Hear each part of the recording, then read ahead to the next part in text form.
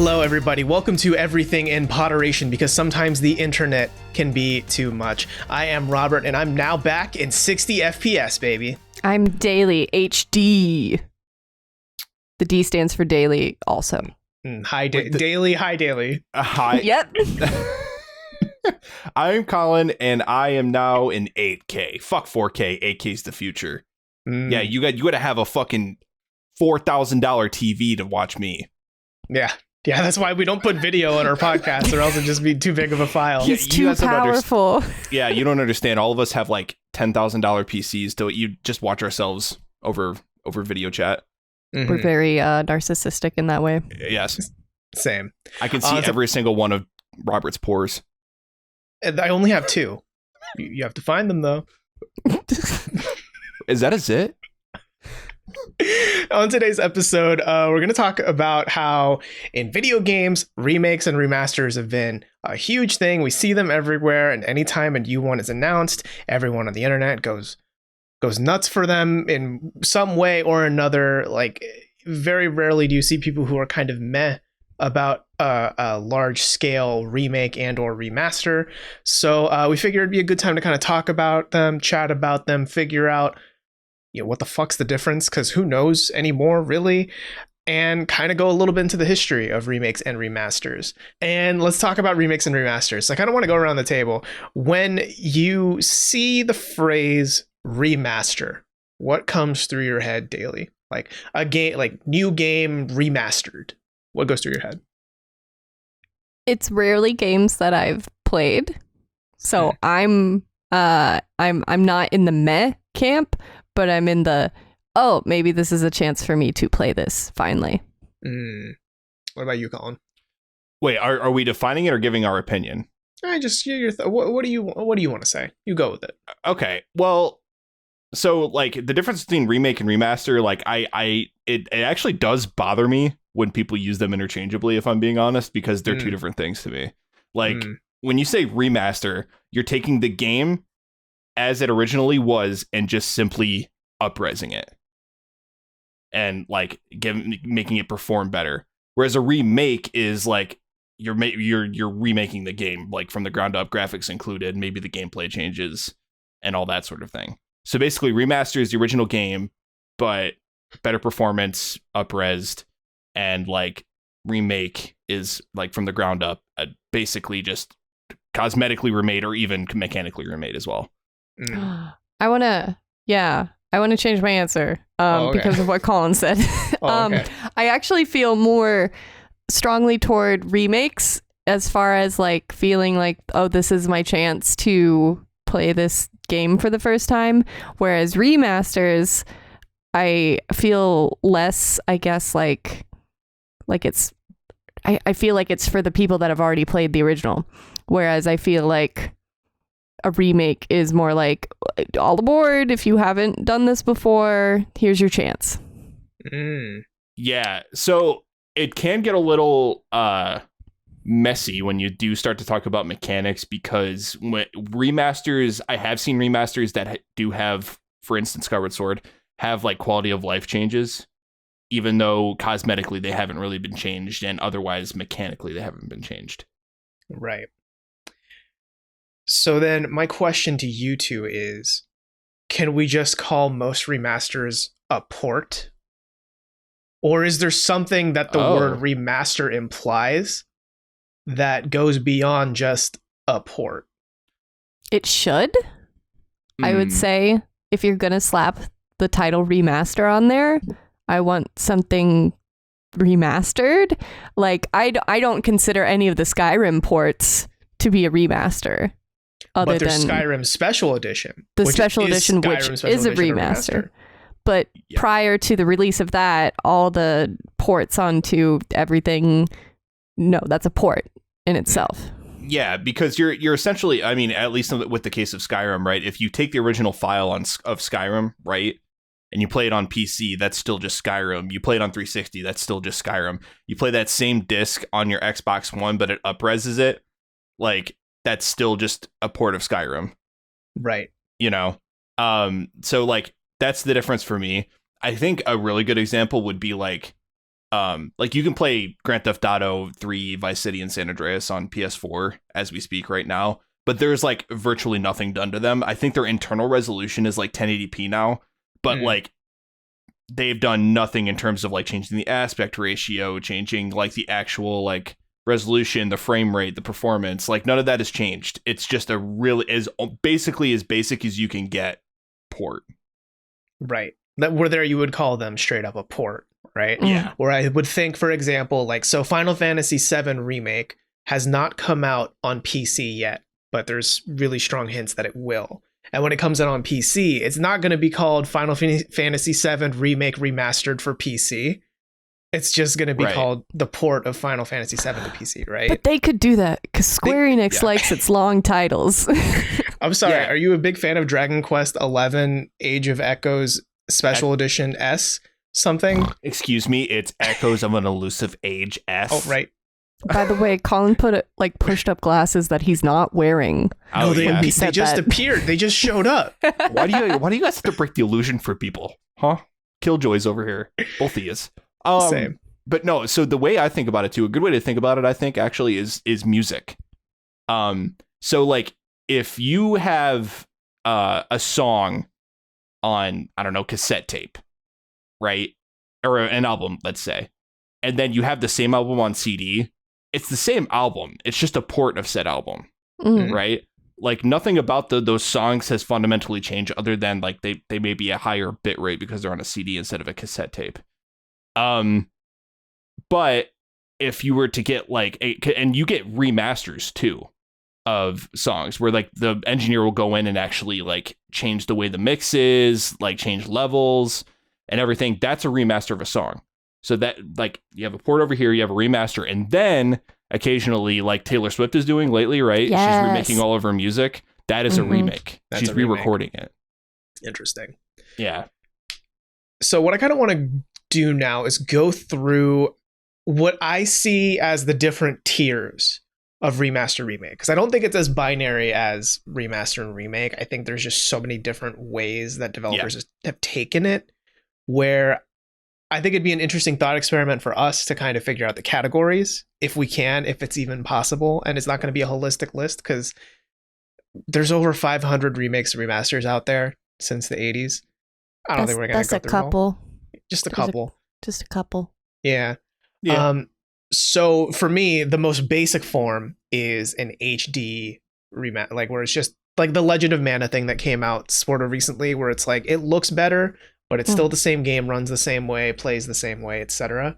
That, or like Modern Warfare, the campaign remastered, like, you know, it looks better textures, but it's still like it's that campaign, it plays the same, you know. Yeah, I mean, I don't know. I think the main thing with HD, like really any ports, remakes, anything, is to me it's all about making those things more accessible, right? So like just putting them on a new, more accessible console or a modern console is like, you know, I think that's what it's all about, and that's the important part for me. Especially any games from like the 8-bit or 16-bit era. I mean, you don't really need to remake those games necessarily, because like pixel art holds up really well. Except that's what Square Enix is doing. Final Fantasy 1 through 6. Yeah, and only putting them in Steam and mobile. But yeah, but I think that is always a good thing. I don't think somebody should have to, you know, dig out an NES somewhere and buy, you know, $60-$70 cartridges on it secondhand. I mean, there's something to be said about retro collecting, but that's a whole nother episode. You shouldn't have to be a dedicated retro collector in order to access these games, which I think is like almost a conversation in and of itself of like game preservation and then accessibility of that preservation. Like, do we treat it in the same way that we do movies in that form of art, or do we treat it more of like a commodity, a thing that you buy, a collector's item? Right. Yeah. And like you said, this is a whole nother episode, but yeah, that's the frustrating thing, right? Because it's to the point now where, I mean, if you're in the retro collecting scene, it's terrible. Like games are getting so expensive now to collect if you want anything older than like the PS3 era, and even PS3 games are going up in price. Can you believe that? Like it's crazy. Like, so, the 3DS, like after the Switch came out, I mean, there's still 3DS games coming out, and all those games are already like crazy expensive. Oh yeah. Yeah. Oh, that's going to be, I predict some annoyances in my future then. Yeah. Oh, yeah. Dang. And then the thing is, you can't easily port those games. That's the issue. Right, because there's no real other console with like dual screens. They've done it with a few games, like the Mega Man ZX Legacy Collection, or the Zero Z. It's another long fucking title from Capcom. But yeah, that one is a port of a bunch of DS and GBA games to the Switch and everything else. And I think that one is done pretty well in terms of like how they do the double screen thing. But then you come with games like Etrian Odyssey. That's really hard to do because you're always drawing the map on the touch screen while navigating the dungeon on the top screen, and it's like that's tough. That's why emulators don't do it. Mm-hmm. Yeah. Sorry, I was gonna say like that's why The World Ends With You was like really criticized because of the way it ported, because that was a DS game and they ported it to Switch, and it doesn't play right because it was so reliant on having two screens. Mm-hmm. But to veer this conversation back toward like defining remakes and remasters, right? So yeah, I laid out HD ports, which is like the basic one, like Legend of Mana, right? And I'm going to go through the other ones that I've identified, but also it's an open discussion. I don't think this is the be all end all, right? So from HD ports, then you have like collections, right? You see this all the time, like Uncharted collection, BioShock collection, Mass Effect Legendary Edition just came out like earlier this year, right? And those are all mainly often kind of like HD ports at most, right? Like up-resing sometimes, but it's mainly a way for you to get all three of those games that you loved, or all four, or all five, right? All in one nice little collection on your modern console, right? Then you have ports, or not ports, you have remasters with like neat features. Some that I can think of off the top of my head are like the Final Fantasy games. They get like the turbo mode for the older, like Final Fantasy 7 and 10. Like they got a like double speed, triple speed. Makes grinding a lot better, and a lot of those like little cheats and hacks you can use to play the game more easily. Or Master Chief Collection, where like Halo 2 had that neat little like the on-off switch where you could like play the old graphics, press a button, and then it just right to the modern day graphics. It made that noise, yes. Yep. Mm-hmm. Yeah, they did that for the Halo Combat Evolved Anniversary Edition too. Oh, nice. It should be noted. I think that's the first time they did it. That way, somebody doesn't correct you in the comments. Right. I mean, I don't play much Halo anyway, but yes, good call on that. Who's Master Chef? I think he's a Gordon Ramsay. Yes. Mm-hmm. It's Gordon Halo Ramsay under that Kitchen Nightmares. Yes. Same. That's what Halo Infinite's code name was. Yep. But yeah, so those games, I mean, that's still like you're still playing Halo 2. It still moves the same, runs the same, etc. But it just looks better, right? It has that neat little mechanic of being able to switch the graphics. And then perhaps the most intensive remasters I see, which I still kind of think of them more as remasters, but I feel like Colin might disagree, are things like that Demon's Souls remake, the 2021, the Crash and Spyro trilogies that recently came out, or like Link's Awakening. The Switch version from 2019, which I know Link's Awakening was remade twice, right? Let's not forget that. Yeah. So for those games, I think like, yes, they are remade from the ground up for the most part, but it's still like you are playing the same video game mechanic to mechanic, level to level. It just looks way better. Yeah. So in that, I guess, definition, it's more like a faithful remake. Maybe. Like a direct remake, just to suggest that, you're not getting any kind of like narrative changes or mechanic changes. It's just updated to match right now. Yeah, I mean, to me, those are remakes. Yeah, to me, those are remakes because you're changing the graphics completely. To me, a lot of remakes just has to do with a lot of cosmetic stuff. Because it's like, like with the for instance, the PS3 era, we got a lot of like HD collections, which are just taking the original game and essentially just up-resing them. Whereas this is like, Demon's Souls is running on an entirely new engine. Crash and Spyro are running on entirely new engines. Link's Awakening is running on an entirely new, like, created from the ground up sort of deal. Yeah. Yeah, from like a games as art perspective, such drastic cosmetic changes, I think that just turns it into a wholly different game. Mm-hmm.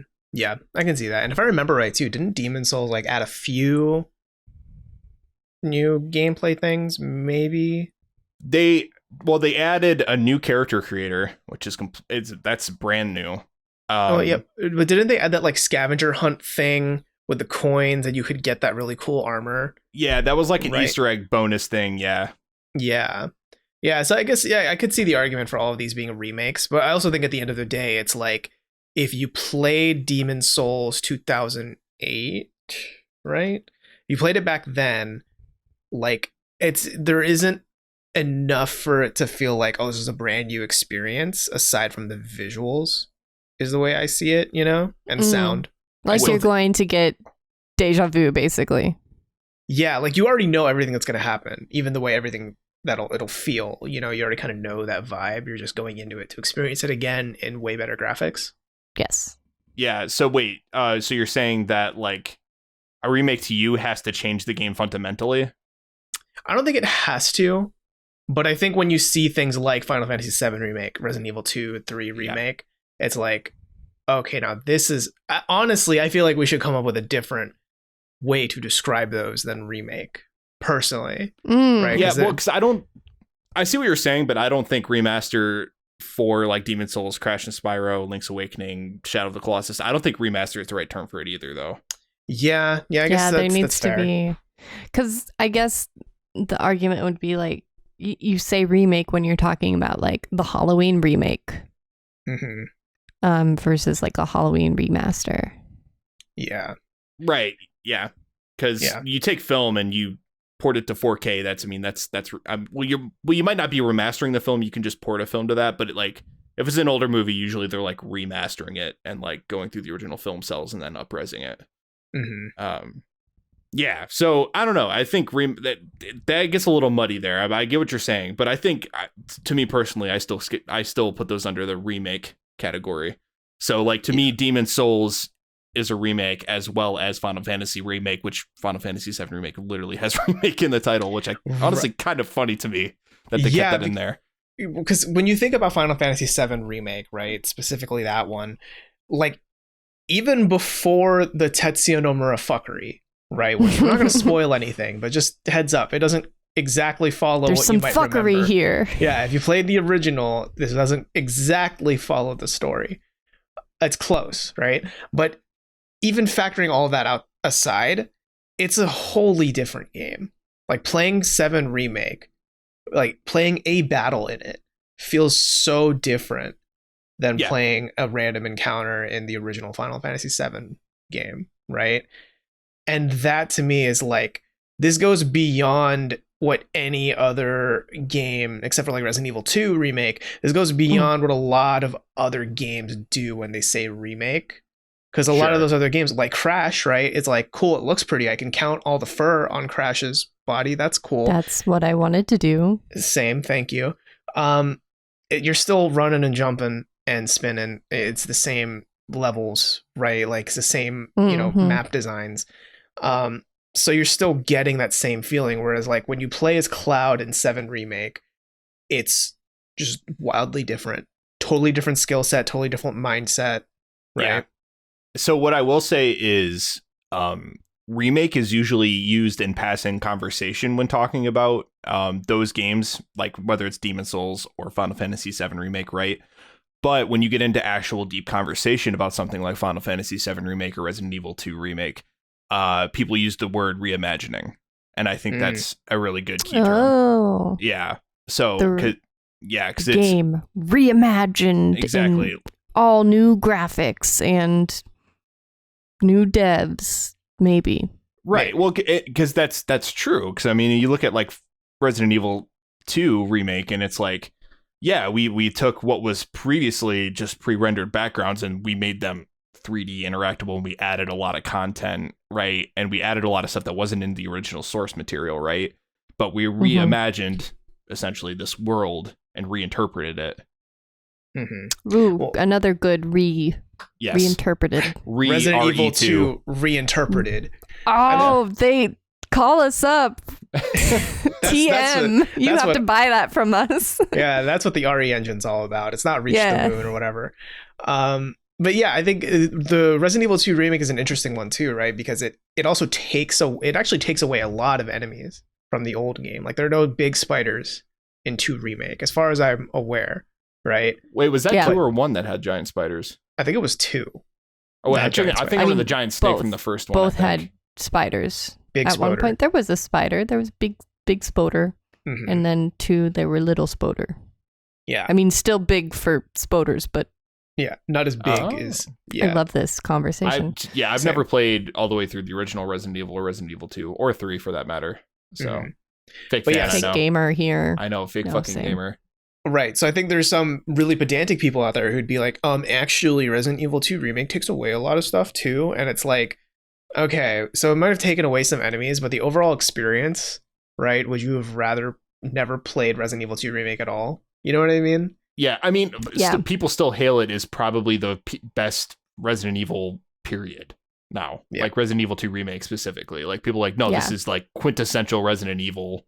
Like this is Resident Evil as it should be. Sort of and thing. If not that, people do also say Resident Evil 2 remake is the like every remake should be like that, is what some people say as well. Yeah. Which is what we had with the first remake.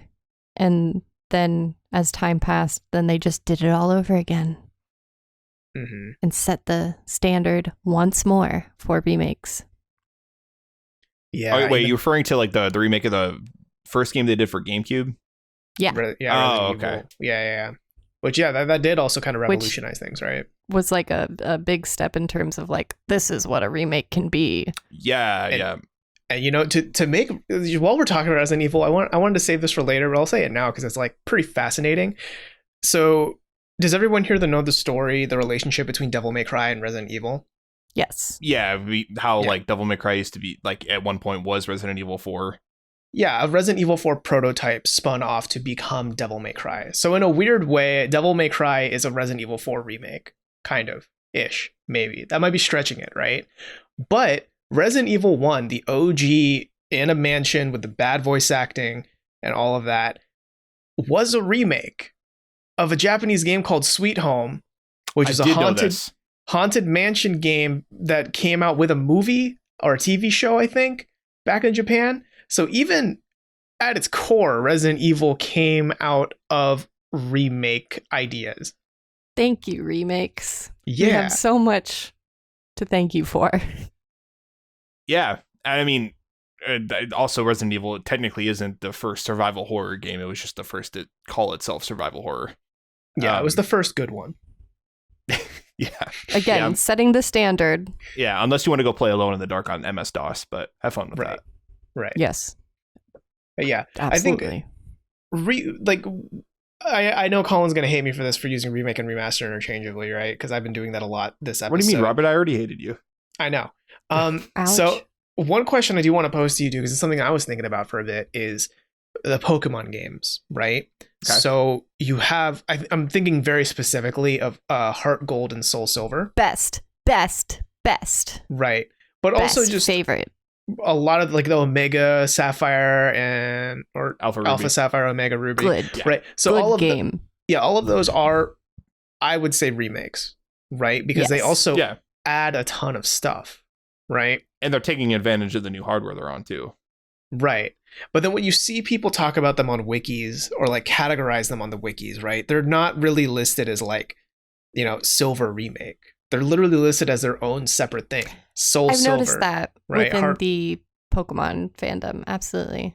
Mm-hmm. Yeah, I will say too that Pokemon is definitely like a pretty big blind spot for me. So like I'm not really sure. I'm guessing it's because they add so much content when they remake it. Yeah. But in the same vein, you have Let's Go Eevee and Let's Go Pikachu, and it's more of like not as marketed. It's more like you just have that information as a gamer, that it's a Yellow remake versus them actually being like, here, we remade Yellow. I mean, that's another good point too, though, right? That you bring up Yellow. Like most of the older games had so they came out with 2 and then the third one, right? Yep.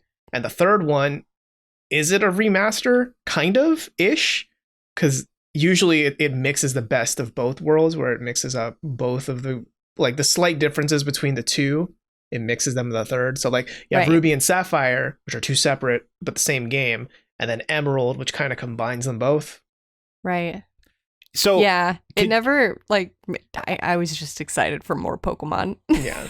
can somebody explain that to me? Like that's honestly the part of Pokemon that I never quite understood. Like you have the two versions, and I know there's like differing story beats or something, right? And then there's like, do some of them have different Pokemon? Is that why Yes. the incentives there? That's the original conceit that inspired Pokemon was the ability to trade them.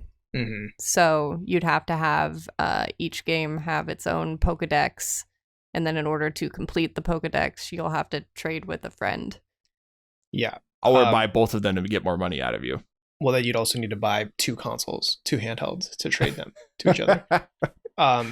So yeah, it's a lot of money.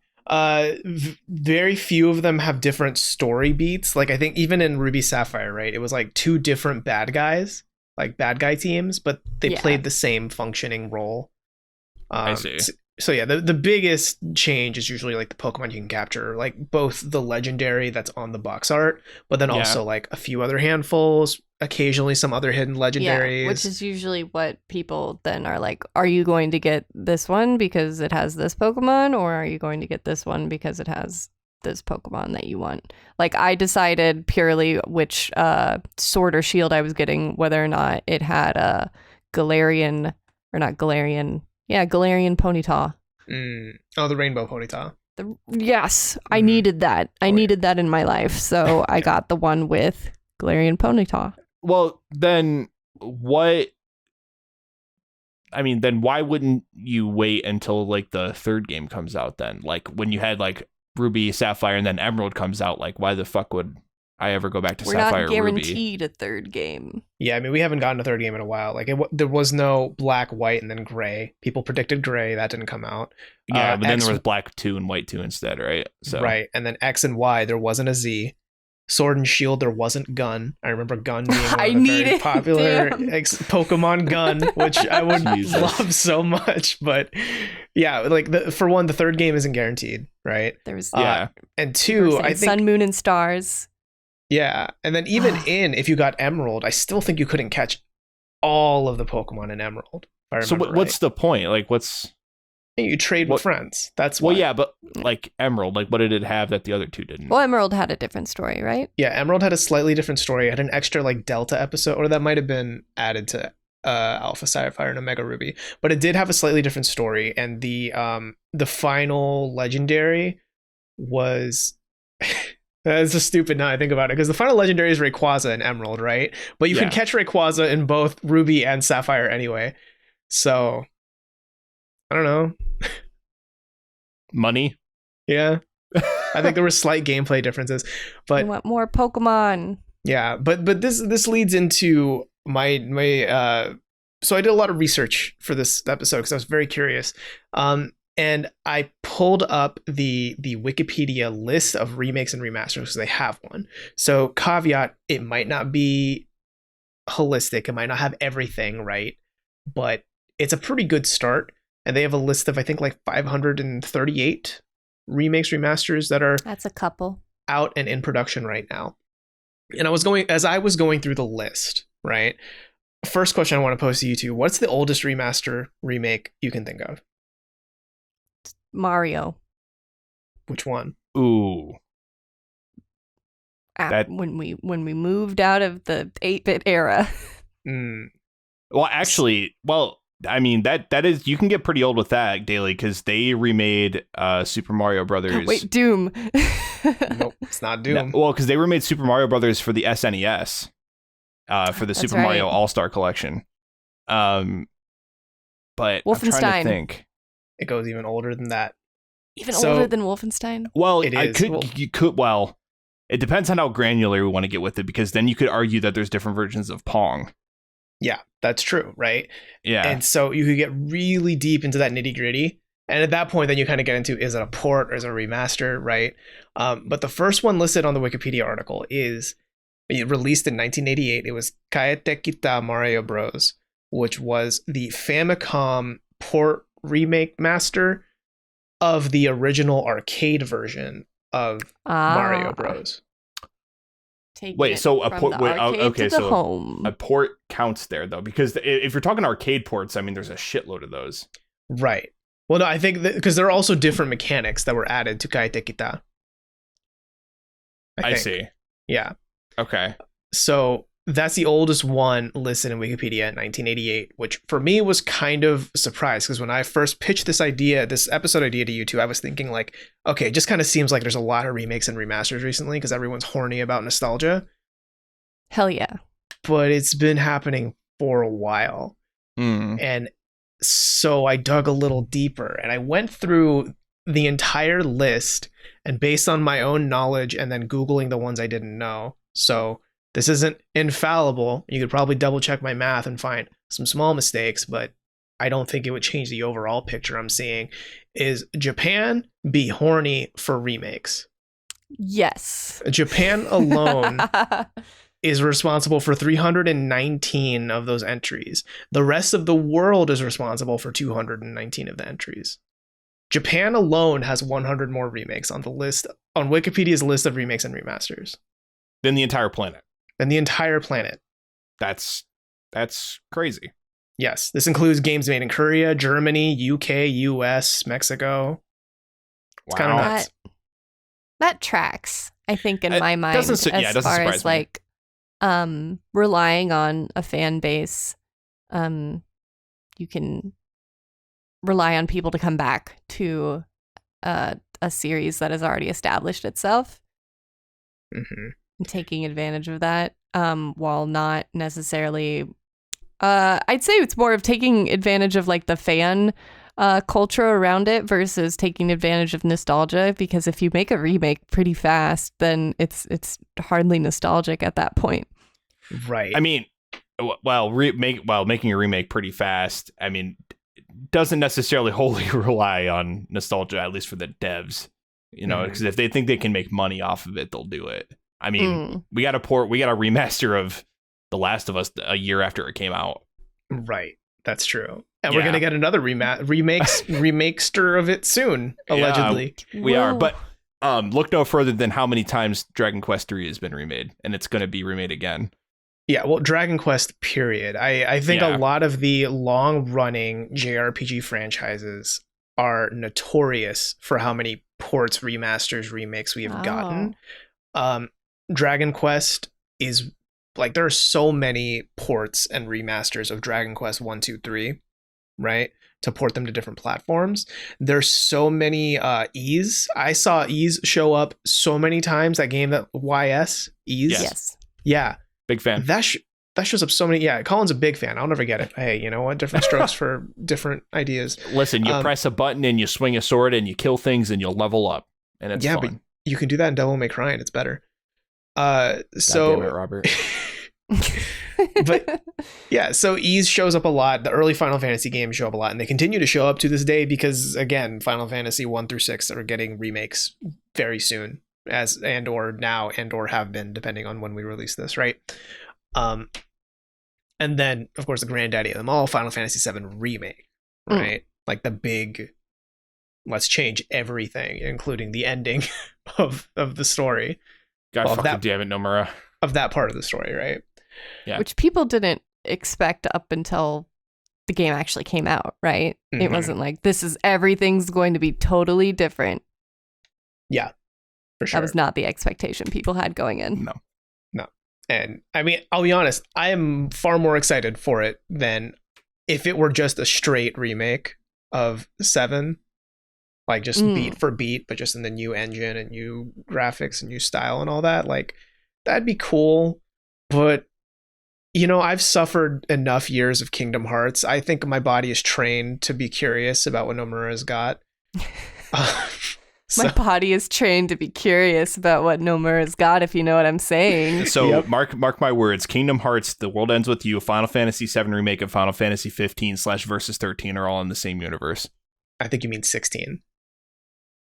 Final Fantasy 16. But wait, are there people disappointed that it's not a, like, practically frame for frame remake, just with like the better gameplay and graphics. Better in quotes. I mean, law of large numbers, yes. There probably are. I mean, there's people that are pissed off that it's not turn-based. Yeah. Yeah, because then at that point, it's like, who are you trying to please with these remakes, right? Are you trying to please the hardcore fans? And then if you're one of those hardcore fans who wants it just like it was back in the day, why don't you just play Final Fantasy VII on your PlayStation? Yeah, and by the way, you can play them. You can play the original Final Fantasy VII on basically every platform now. You can play it on your phone. Don't you have phones? You can literally. You guys have phones, right? Yeah. Mm-hmm. Yeah. But you can only play Final Fantasy 1 through 6 on fucking Steam and mobile for some goddamn reason now. We just said you guys have phones, right? Yeah, you have phones. So I charted out the number of remakes and remasters per year by Japan and not Japan, right? Out of curiosity. And the first year for any the first year for non-Japanese IP remakes to hit 5 a year was 2003. 2003 was the first year where there were 5 remakes or remasters from not Japan. Wow. In Japan, that was 1993. Ooh. For the first year, where there were actually, I think, like 8 remaster remakes in that year. Let me do the math there real quick. Mm-hmm. Click. I think that's a 10-year difference. Yeah. And I mean, now it's pretty evened out. I would say like there are just as many remakes, remasters coming out of Japan than there are in the US or the West, right? But you just see a much bigger like amount in the early years, like 2000 and earlier, and even up into like the 2010s. Japan's still producing a lot more remakes and remasters around that time.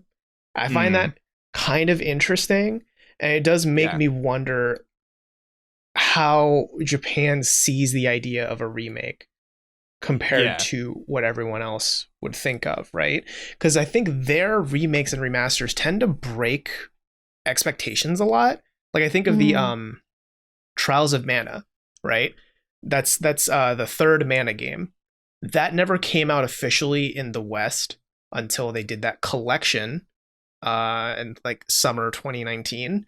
But then the remake of it was like a totally reimagined third-person action game kind of thing. Yeah. Mm-hmm.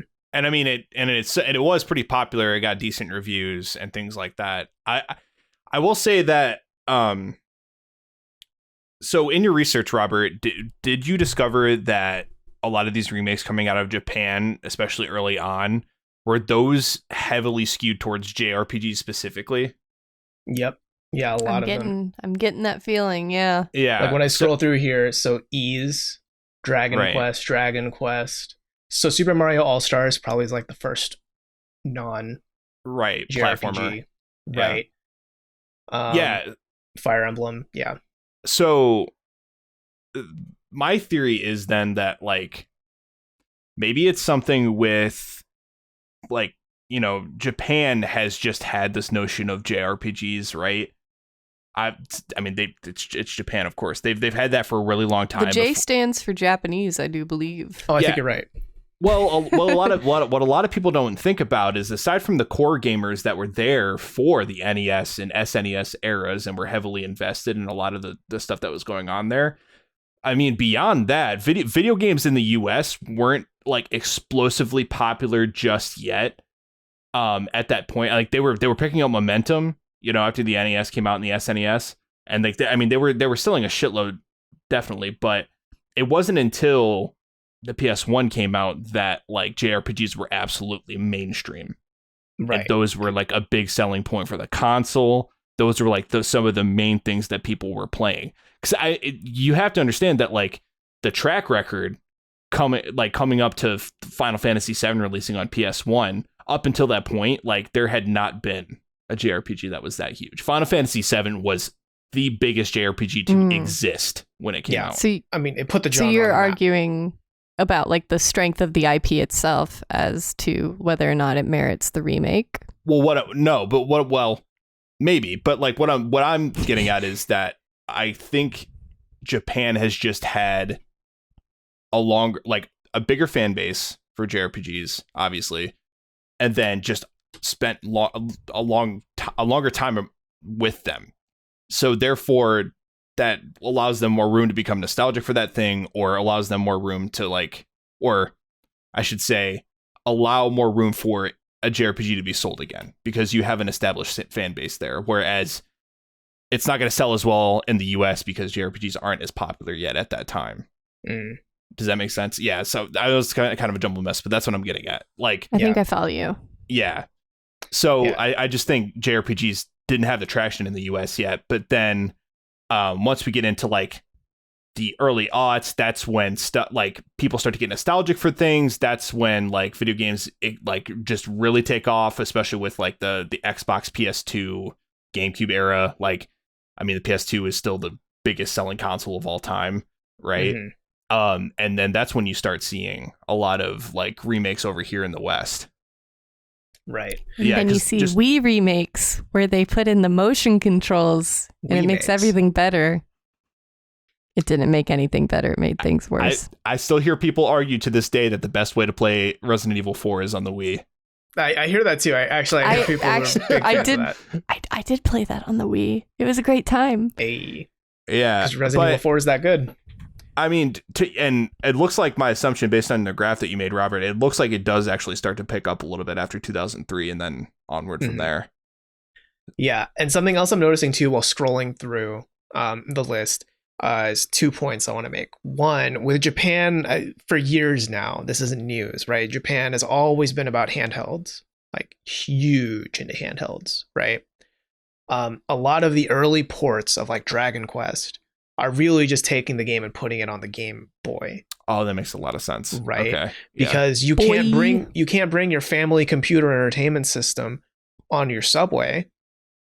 But you can bring your Game Boy, right? And just watch me, Robert. I'll do it. You can't fucking do it. I'll put my Game Boy on a Subway sub. Yep. And eat it. You won't. That's not real bacon. That's not real bacon. Or even like what am I looking for here? The Legend of Zelda Link's Awakening, right? So there was the original Link's Awakening, and then Link's Awakening DX, which came out on Game Boy Color. It's another example of like porting it to a handheld, right? And then we got the modern 2019 one with like the chibi like figurine very toy graphics. Yeah, but that's also, kind of on a handheld because the Switch is a handheld, right? The other point that I want to make with Japanese remakes remasters is that Japan has been patching games since 1980. They've been doing patches. Yeah. And instead of like, because back then the internet wasn't as integral a part of gaming as it is today, so they can't just like push out patch 1.2 or whatever. They just decided to remaster or remake the whole game. We're gonna do the whole thing over again. Well, so it's not that they do the whole thing over again like you're thinking, but I think the prime example that unlocked this thought in my brain was Street Fighter 2, because there are like 80 versions of Street Fighter 2. There's so many fucking versions, dude. Super I don't Street mean Fighter 80 2 copies. Turbo, the championship edition fighters. Yeah. And path fucking I don't know. and I think about the modern day equivalent, which is Street Fighter 5, right? Like there are also multiple versions of Street Fighter 5, most recently Street Fighter 5 Championship Edition, right? But that basically just includes all of the DLC, which is all the new characters and all the updates because of the season, and et cetera, et cetera. I think that's just what Capcom's been doing since Street Fighter 2. It's just that instead of pushing out DLC, they just pushed out a new Street Fighter 2. Yeah, and that's why so many people are like, oh yeah, no, this is the Street Fighter that I had in the local arcade growing up. Because you have so many. In fact, actually, I think I've seen more like Street Fighter 2 Turbo or Street Fighter 2 Championship Edition arcade cabs than I have actual just original Street Fighter 2 cabs. It sounds like it would be very expensive to be like a Street Fighter collector. I mean, if you want to buy, I mean, anything involving arcade I want cabs. every version, dude. Arcade cabinets are fucking insane. They're thousands of dollars. Oh yeah, thousands I would of not dollars. Want to. Like, if I were to collect anything, it would not be arcade cabs. I don't think. Not to mention that's a lot of space too. Yeah, I'd buy one or two arcade cabs of games I really like, but not like I'm going to collect every Crazy Taxi arcade cab. Yeah, no, I would get like one of those. I would build one of those like Retro Pie like Arcade Cas, where you can have all the games that you want on there. Right. But I will say though too that kind of to the point of there's 80 different versions of Street Fighter 2. Ease specifically, it's funny that you bring that up. You straight up need a guide if you're going to play through that series to figure out and wade through like which versions of what game do I need to play. Oh my god. Because there's so many different versions. I think specifically Ease 4. There's like a dozen different versions of that game, I swear. The latest being Memories of Celceta, which is the one that was recently ported to PS4. And that doesn't even say Ease 4 in the title. How fucking confusing is that? Like, it's just a reimagining. Oh, that's so dumb. Yeah, but also very on brand for Japan. Yeah, because that's what I'm saying. Because there was also like a remake on PS2 and like a port to the SNES, a port to the PC Engine, a port to PC. Like it's right. But so ridiculous. In those ports, is it a straight up port? Like, are you playing the same video game on a different platform, or is it like, and there's a slightly different story or a slightly different way to present the story, etc.? So I think if you're talking about like the PC Engine / SNES / PC versions, those are all the same game generally. They might look a little bit different or a little bit better, but they're essentially the same game. So that would lean more toward the remaster port dealio. Yeah, I would say that. Other examples that I want to point at, Sonic Adventure 2 and then Sonic Adventure 2 Battle, which is basically Sonic Adventure 2 Remaster, Sonic Adventure 2 Plus, right? It's almost like remix might be a better word. New game plus? Not quite, because you don't need to beat Sonic 2 to play Sonic 2 Battle, right? Sonic 2 Adventure Battle is just that original game plus multiplayer aspects. Yeah, and that's when it gets really confusing, right? Is there's no like guideline for the vernacular that you should use when it comes to these sorts of things. Like if they would like Sonic Adventure 2 Battle could be anything theoretically, right? Or Kingdom Hearts Final Mix, Kingdom Hearts 2 Final Mix, Kingdom Hearts 1.5 Final Mix collection. Right. Yeah, so those came later, but I think HD the 1.5 just collects 2 other games under that umbrella, right? But I'm talking like just straight Kingdom Hearts to Kingdom Hearts Final Mix, right? Totally changes a little bit of the gameplay, like changes the numbers, changes the stats a bit, right?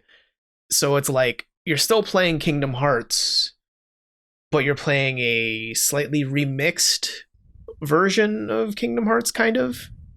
Yeah, there's different balancing, like stuff has been like there's a couple new Keyblades, I think, or something. But like Japan only, by the way, Final Mixes. Right. Until we got the HD versions over here. Yeah. Which if you're playing the HD version, that's the only version you can play is the Final Mix version. Oh man, it's already so confusing to try to play Kingdom Hearts games. Now you're putting a new layer onto here. Yep. Yeah. But so my larger point is I think Japan, I mean, obviously is not a stranger to remaking things, right? Like they've been doing it for longer, generally speaking, than the rest of the world, right? But the bigger thing is I think Japanese devs aren't afraid to slightly mix things up a little between the remakes and remasters, right? Whether it's like a slight tweak to the balancing or like adding a whole new story, right? Or like an extra episode at the end or something.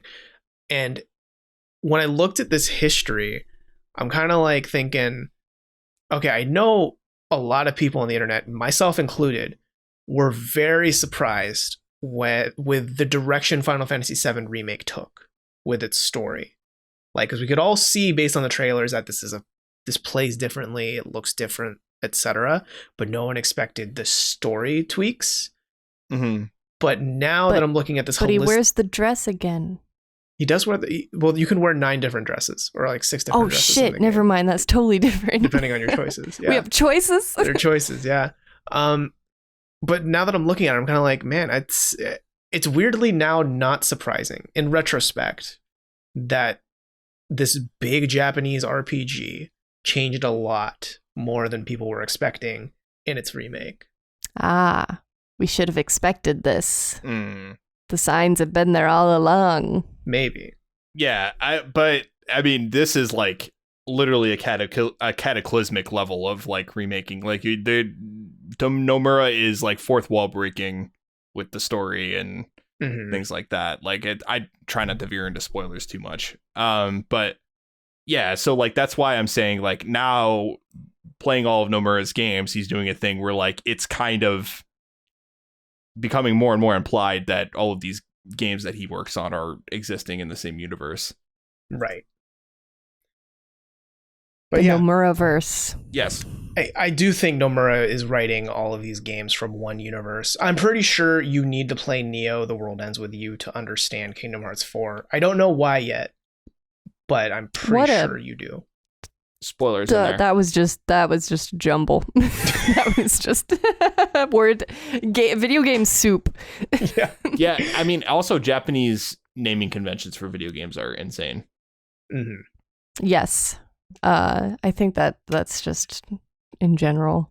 I mean, the anime does the same thing. I had to look up, I'm watching the remake, which isn't really a remake so much as it is a continuation question mark of Higurashi no Naka Koro ni, but it's Higurashi no Naka Koro ni Go, which I just found out today means karma. And I think because of the new title, I'm officially putting it under the category of like it's a different story at this point. It's different. Yeah, but they did originally kind of try to market it as like a remake, right? And you've watched the first few episodes of that season, and you're like, this is just a remake. This is a remake. I'm just seeing things in new animation. Yeah. Because when I was watching that, like there were parts of me that were drawing a parallel to like, this is kind of like what Nomura did with 7 Remake. You know, where it's like okay, it's a remake, totally, right, guys? Wink. Yeah. It's like you thought you knew the story, but wait a minute, that didn't happen in the original. Yeah.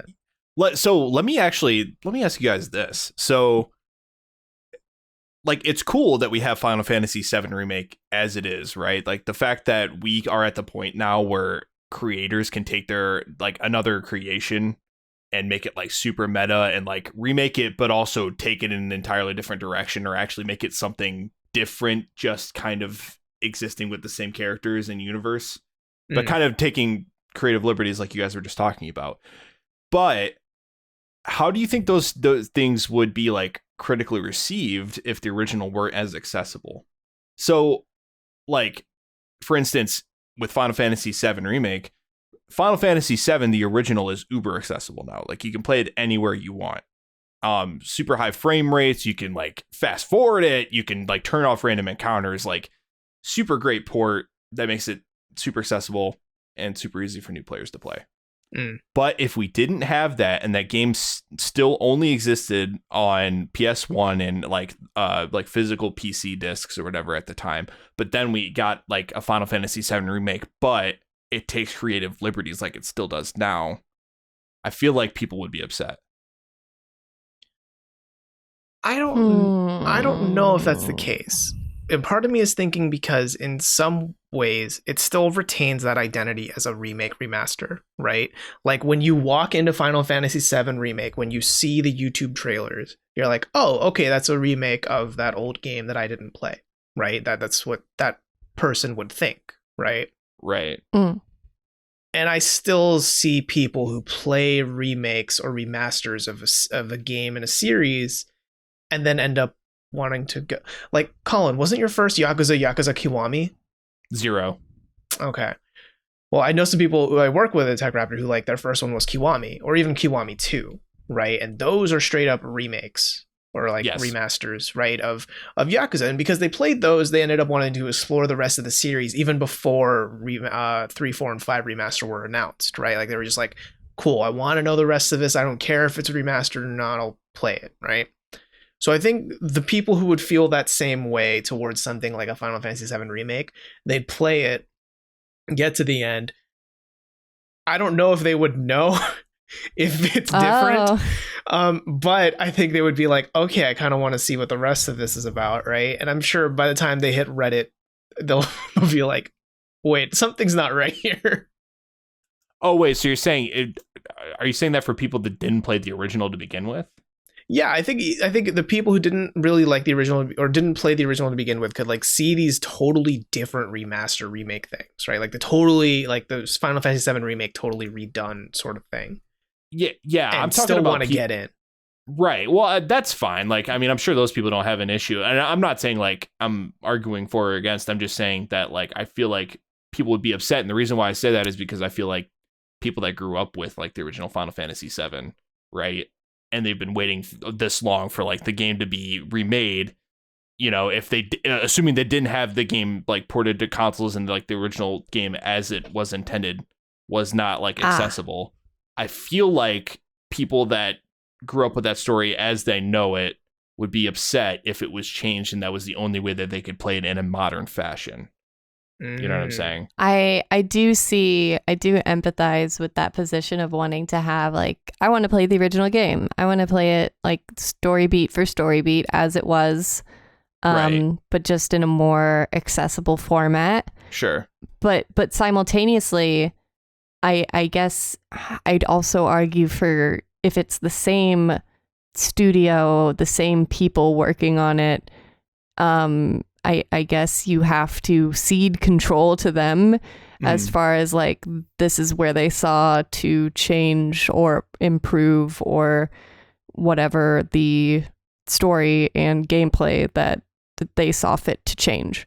Like because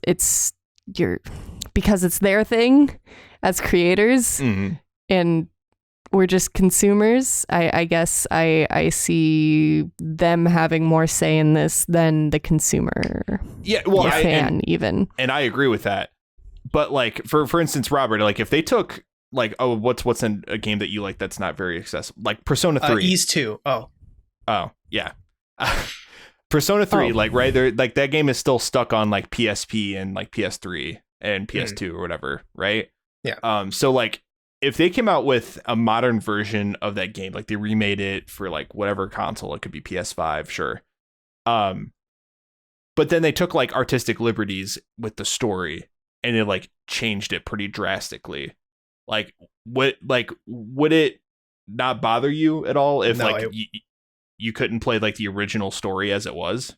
Yeah, no, it wouldn't bother me at all. And I think it goes down to why, in my mind, like, you remember in the beginning of this conversation, I said things like Crash and Spyro. Like, yes, they're remakes, but I don't think of them as like, remake. Like the same way that I think of Final Fantasy VII as a remake, right? Yeah. And so the reason that my brain was like that is because I bought the Crash trilogy, played through a bit of the first game, and then I got really bored with it because I was like, wait, I've done all this. I've already done all this when I was a kid. I already know what to expect. And it's like, yeah, it's prettier, but like I don't need to see it again. I don't need to play it again because I know what it is and what it's like.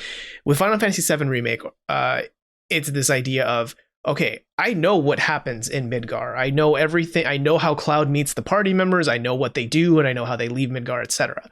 And then Nomura was like, but what if you didn't know? What if you didn't actually know, right? And that made it interesting. That made it. I heard the Illuminati music playing in my head, like the X-Files. Yeah, it's just like it made it a more interesting experience because it's like, if I want that old version, I will buy Final Fantasy VII on Steam and play it there, right? Like, done.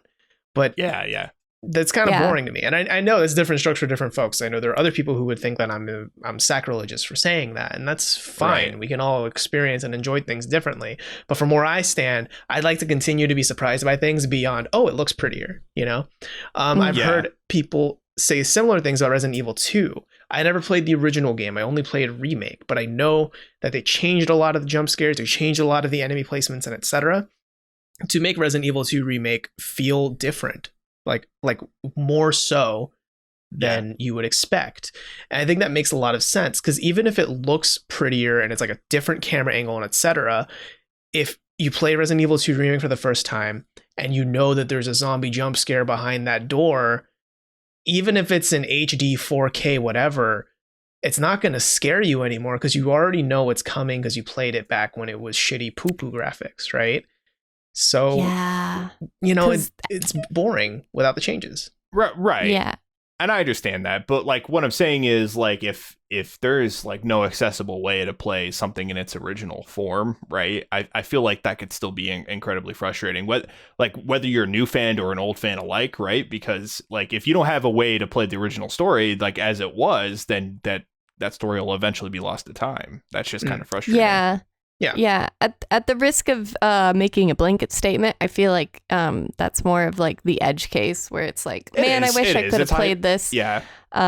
Whereas like with like Final Fantasy VII Remake, you're kind of like going like, oh, that's how it's different when you are looking things up on the Wikipedia, or like, oh, there was going to be a totally different monster. That's more spiders in Resident Evil 2. Yeah. I think what you're getting into, Colin, is like preservation, right? And I agree. Yeah, and that's what I was going to say. Yeah, to have like the original story in its original form preserved, right? Yeah. But I mean, you might be able to think of examples more than I can off the top of your head, but like for me, I can't think of many where it's like the remake drastically changed the story of a game, and now the original version of the game is so lost to time that no one knows what originally happened. That's usually not happening too often. If anything, usually a remake is happening for a game that's like, you know, there's been some sort of like made accessible version, or like, you know, they know that people have interest in that game, so they find a way to re-release it, right? Like, one of my favorite games, Prince of Persia and the Sands of Time, they're remaking that right now.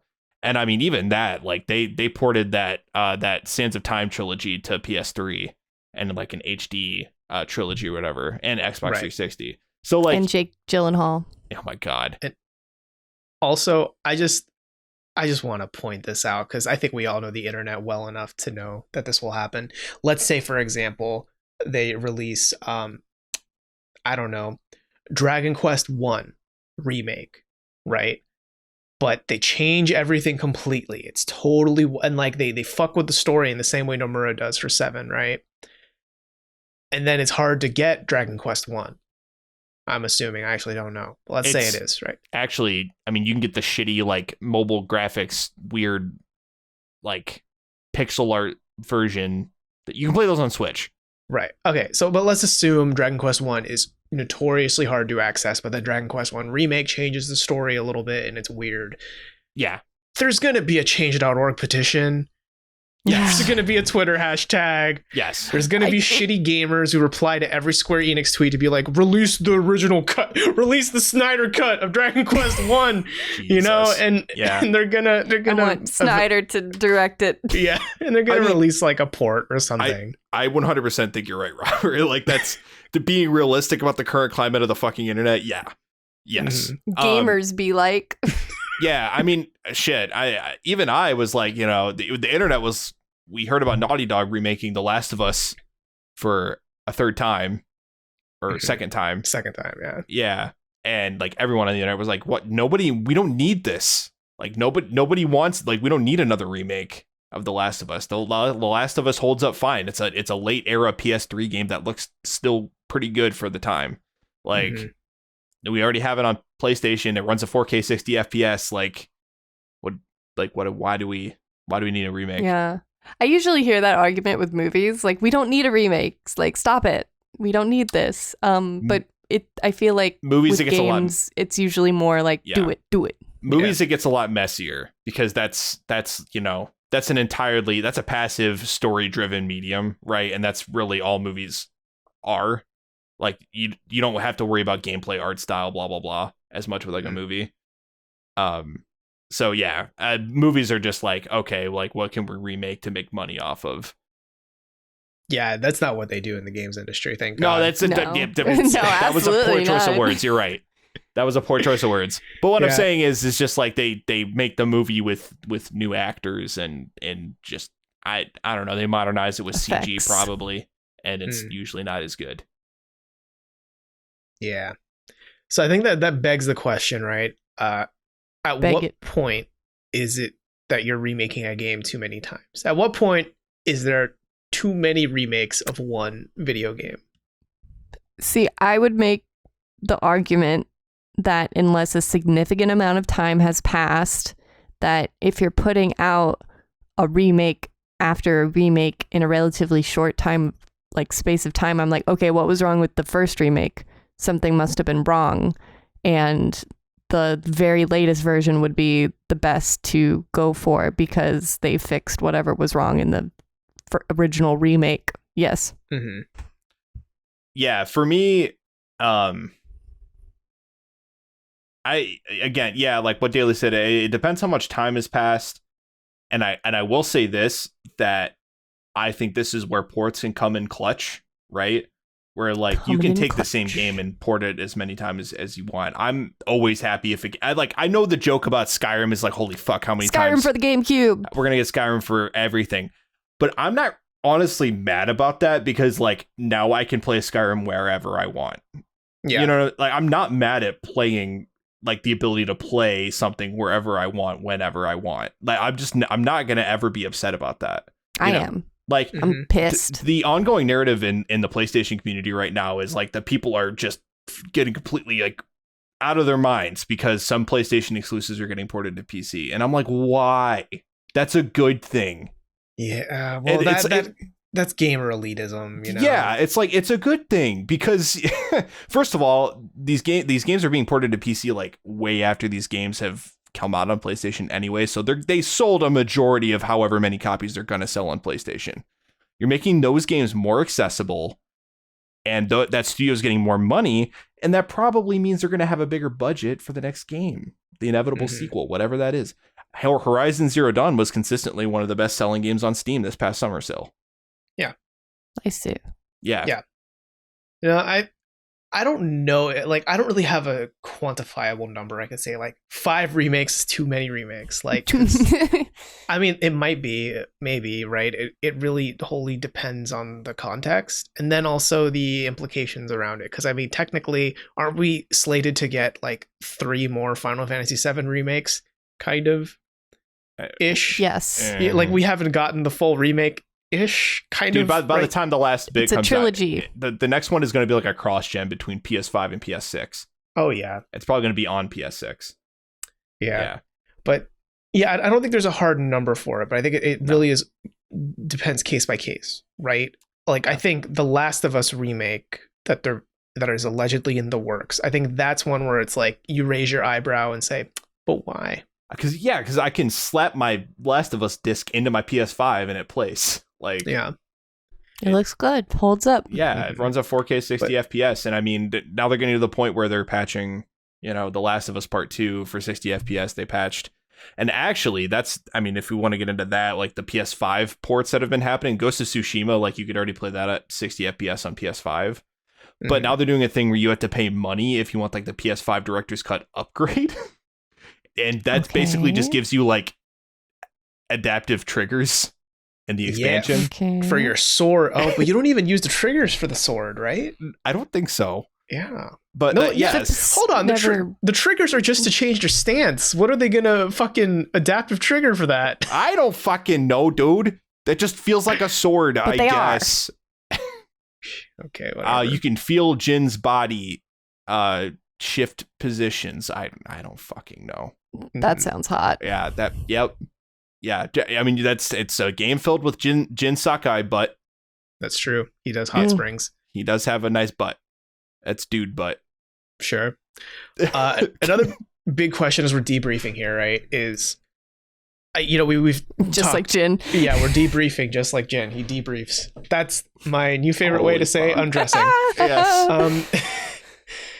Does remaster remakes, does that work for you, generally speaking, right? Because, again, there's so many different meanings to remaster remakes, but I think Daily, you answered it as one of the first questions, in this episode that I asked, is that what do you think of and do you care, right? And Daily, I think you said that you were kind of like meh on the whole, right? Yeah, unless it's like a full-blown like remake, like fresh start remake, the same way that Final Fantasy VII is. I feel and this might just be me, this might just be my own anxieties, but I feel more welcomed to jump on like like this is a great jumping on point to finally get into Final Fantasy, because this is like that game that people always refer back to versus digging into like the original. And I have not played a lot of games from that era, let alone JRPGs. So I don't think it would entice me nearly as much as the remake does. Right. So I guess it's more in terms of accessibility, like that's the most accessible, is that when it's a full-blown remake, because it's like new audiences, new players are welcome. Yeah. What about you, Colin? Because you're like our resident like horny for old games guy.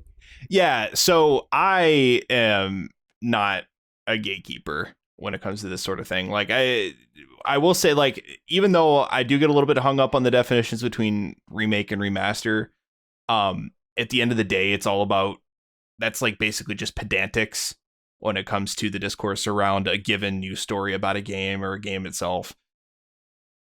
I don't think it really matters what you call it, as long as you show me what the game looks like, or that game is coming to a new platform or console and it's more accessible.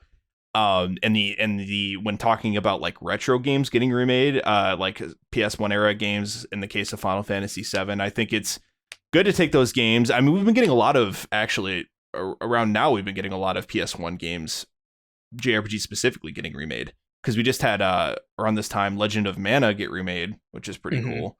Also Saga Frontier, which that remake kind of, it looked bad, but the point is, like, And we're taking Link those too. What's that? Skyward Sword. Oh yeah, Skyward Sword is coming out, and I think people are going to be like, oh my god, the dungeon design in this game is actually really good. And I'll be like, yeah, I know it was, motherfucker. It was good on the Wii too. But my point is, like, I think it's good when we take those games and make them more accessible. Not only that, but oftentimes a lot of these ports improve upon those experiences, because quite frankly, I have a hard time playing the original Final Fantasy VII. I do. I'm not gonna lie about it. I'm not gonna sit here and tell you that, like, I enjoy every bit of the moment to moment gameplay in Final Fantasy VII, and I would challenge anyone to tell me that they enjoy every bit of the moment to moment gameplay in Final Fantasy VII, the original, because there are so many times in that game where I'm like, I need a strategy guide to tell me where to go. I want to turn off random encounters, because random encounters to me are like, okay, yeah, they were necessary at the time, but that's one of those things where, like, I don't feel very nostalgic for it or anything like that, because I think it's not a fun gameplay mechanic. I don't like walking around the overworld and just randomly stumbling into battles 10 feet from each other. It's time to fight. Yeah. And too bad. Like, a lot of those old Another JRPGs, I think, if you want to talk about accessibility, have way too high of a random encounter rate too, on top of that. You know, I mean, one of my favorite games growing up was Breath of Fire 3, but I played that recently, and it's like, I love the music, I love the art style. The battle system's even, like, pretty fun. But the thing about it is, like, Jesus Christ, I can't walk more than 10 feet without getting into a fight. You know, so that's the way the world works. Yeah. So, you know, when you get modern ports of games like that and they can fix a lot of those issues, I'm always open to that. Like, I'm never upset about making a game more accessible, and you know, video games are bigger than they've ever been. So if we can get more people on board for a specific game and get have a great story, be more open to more people, then I think that's great. Yeah. Yeah, I think, like, at worst, I'm indifferent about ports, and at best, I'm excited for very few of them, or remakes, I should say. But I think that's perfectly fine, right? Like, Legend of Mana, the remaster that came out recently, or the Saga Frontier remaster, I am indifferent about those, because you know what? I don't care. I didn't play those games back in the day. I have no skin in the Mana game. I have no skin in the Saga game. But you know what? There's at least one nerd out there who does have skin in either of those games, and they're excited as fuck. And bully to them, right? They can have it. They can enjoy it, right? I think you said don't bully them, Robert. Bully them. Fuck bully them into their careers. No, bully for them. That's good for them, right? Like, I'm glad that they can be happy. That's a new expression that today I learned. Yeah, hey, Ron Swanson says it on the famous Office remake, Parks and Recreation. Bully. Oh my god. So yeah, I'm totally cool with that, right?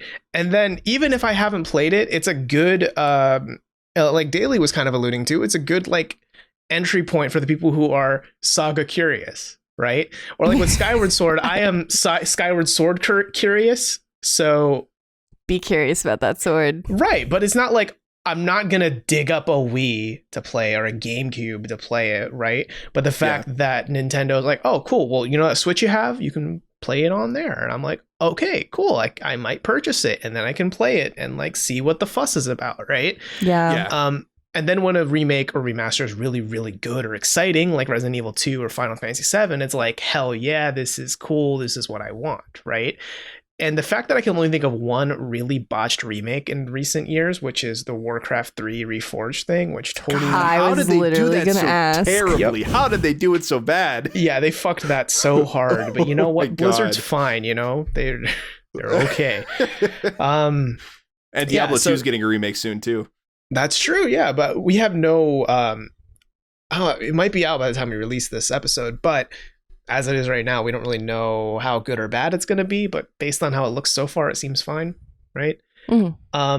But nonetheless, yeah, it's just generally, I don't see a reason to be angry about remakes, remasters. I'm curious as to how much they work, because off the top of my head, I can't think of a series that was obscure, got a remaster, sold gangbusters, and it revitalized the series. The Mana series, they're getting a new game. Oh, brand new one? Yes. Oh, right, and an anime too, right? Yep. Yeah, Oh. that's true. Densetsu, whatever. Yasekin Densetsu. Yeah, Or Seiken Densetsu, yeah. yeah, okay. Daily, don't hate me for mispronouncing Japanese. I hate you. Always. Okay. Yeah, so I mean, You took Japanese, I know I Colin. did. You're right. I don't have an Okay. excuse. yeah, so that's actually pretty cool then, because part of me was thinking like, it seems to mostly be the franchises that are already pretty successful that end up with pretty successful remakes, remasters. Halo, Final Fantasy, Resident Evil, not Warcraft, unfortunately No. for them, but Call of Maybe Duty, that- the Modern Warfare remasters. Does that suggest then that you kind of already have to be pretty strong in order to get a do-over? Like, it's not a do-over in the sense that this game wasn't successful the first time around, let's try again. I mean, I don't even know if it's a do-over. I think it's more that, hey, you're not going to buy our 10-year-old game again, but what if we published it again? Would you It's buy a- it again? Yeah. Wait, it's a victory lap. Mm-hmm.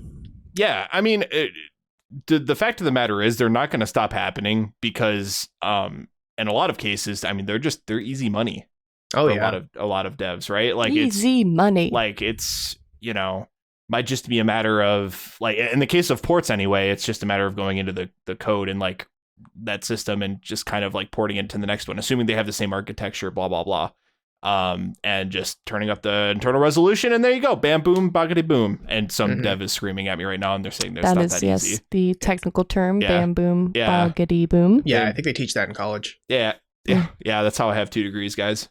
I just Mhm. bim bam boggity boom my way through college. I did a bitty bitty bop zup, and then I made a Call of Duty. Yeah, I'm a scat man. yeah. I will say though too is like localization is like a whole other thing though too. Like the fact that the E series is still coming out here is kind of a miracle, because they got a second life because of NIS America and Falcom, or not Falcom, Nihon or NIS. but I think somebody else is publishing them, right? I don't know. NASA. Sega? No, Is it Sega? NASA. They're the ones publishing Yes. E's actually. Yeah. Well, anyways, NIS America like brings those over here, and they're like selling enough to the point where they're making a lot of money, and then like Yakuza is a way bigger example where like this won't be successful in the West, and then Zero came out and everyone's like, holy shit, Yakuza is like fantastic. Right, but Zero wasn't like a remake.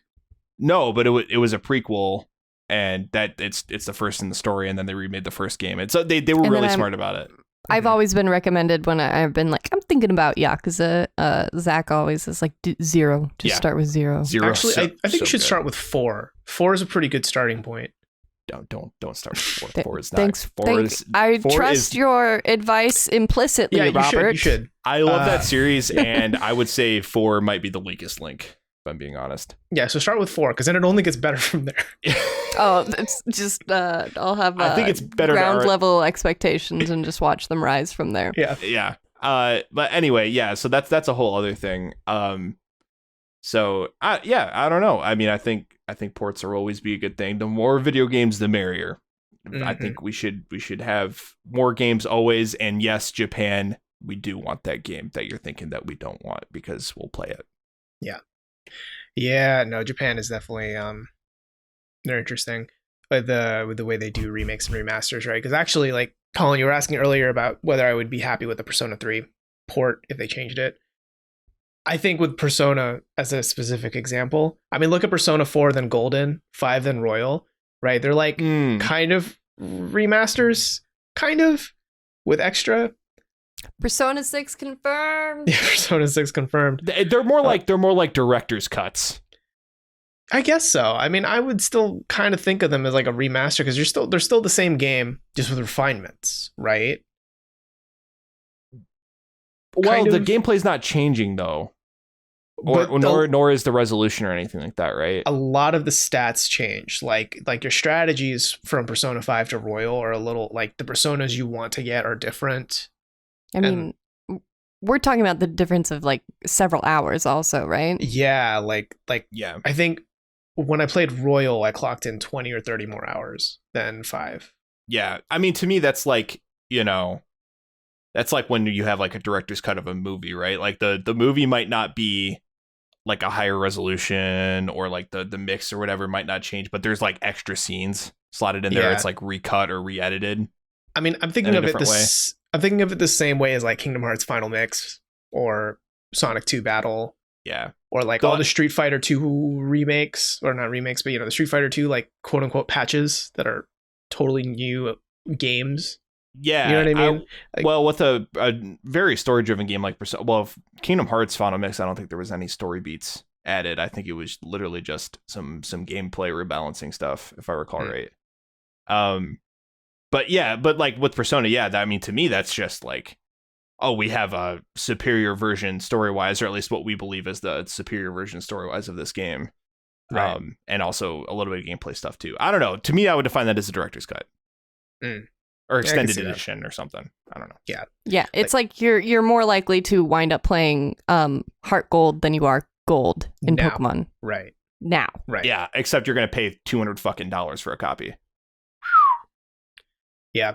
I don't know. I kind of just lump it in that bucket of Japan likes to remix shit. I Yes. guess. Just the holistic bucket of that, right? The word remix gets thrown about quite a bit. Yeah, that's just kind of how I see that. So, yeah, I don't know. That's just where I'm at with Japan.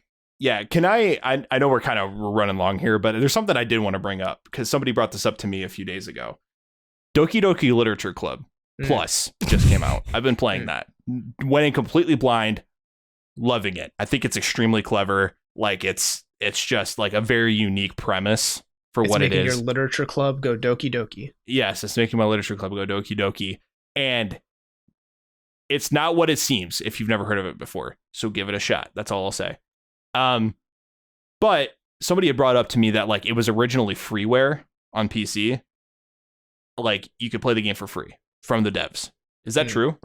Steam. It's free on Steam? Yep. You can download Yeah. Doki Doki right now. Yeah. So I was going to ask then, like, when stuff like that, when you have like freeware that gets prominence and it gets like a new edition or whatever, now on certain consoles, you have to pay for it. Like I had to pay for it on Switch.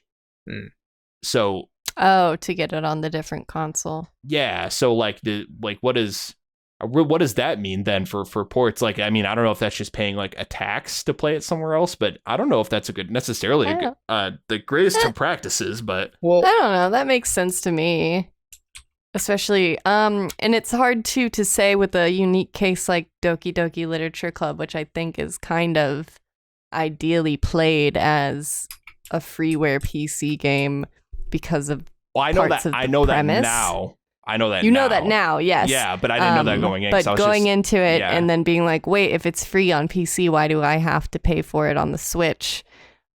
I think it's and just PlayStation, that you have to pay for it extra there too. right. difficulty in porting it and Well, doing a couple swaps to compensate for the platform change. Well, the difference too with DDLC and DDLC Plus is Plus has more content. It's the director's cut. It's Right. it's Doki Doki Royal or Golden, right? Yeah. So even on Steam right now, if you wanted to buy Doki Doki Literature Club Plus, you would have to pay $15 for it. You can download the original for free still, but Plus costs money even on the platform it was originally paid for or originally free for. So yeah, I think this is just a matter of it's a director's cut, it's a remake, whatever you fucking want to call it. It's a remix, right? Of DDLC, and because of that, it's being sold. Yeah. And to be fair, like, I don't really take issue with like paying devs for their work. That's not what I'm getting at. I'm not like everything mad. Free. Everything free. Everything free. I paid like $13 because they even had a launch sale for the game. So like I'm not like super upset that I had to pay for it. It's just interesting to me like how that works, because like when online marketplaces on console started to become a thing along with Steam, right? We started to see ports of Flash games start showing up on like PS3 and Xbox 360 back in the day, and those weren't free. Like you had like a lot of stuff from Newgrounds, like Castle Crashers and like Alien Hominid, Meat Boy. Yeah, Super Meat Boy, yeah, or Meat Boy, and then became Super Meat Boy. But yeah, so I don't know. Maybe it's just like kind of like an evolution of that. Not mad about it. It's just funny how that works. Yeah, I mean, I think with those two, it was like they were evolutions. Again, the remix idea, right? It's not like just a straight port from the Flash to the Xbox. It was like, I think they updated most of those games, right? Yeah, I'm sure they did. Yeah.